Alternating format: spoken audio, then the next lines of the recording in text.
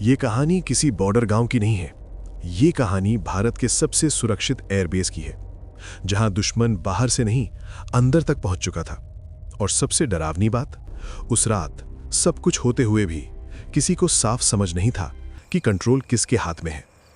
31 दिसंबर 2015 की रात एक कार रोकी जाती है, ड्राइवर को मार दिया जाता है और उसी कार से 4 लोग सीधे पठानकोट एयरबेस की तरफ बढ़ते हैं।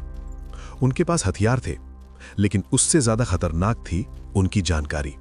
उन्हें पता था कहां दीवार कमजोर है, कहां रोशनी कम है और कहां से अंदर जाना है। 2 जनवरी सुबह 3:30 ग्रेनेड फटते हैं, गोलियां चलती हैं और भारत का एक हाई सिक्योरिटी एयरबेस हमले के नीचे होता है। देश जागता है, सेना आती है, एनएसजी आती है, एयरफोर्स अलर्ट पर है। लेकिन जो ऑपरेशन घंटों का होना चाहिए था, वो 3 दिन चलता है।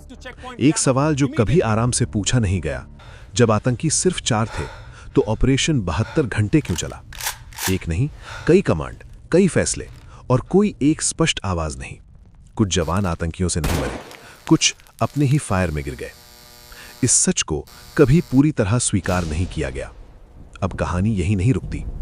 हमले से कुछ ही दिन पहले भारत और पाकिस्तान के बीच शांति की बातचीत चल रही थी।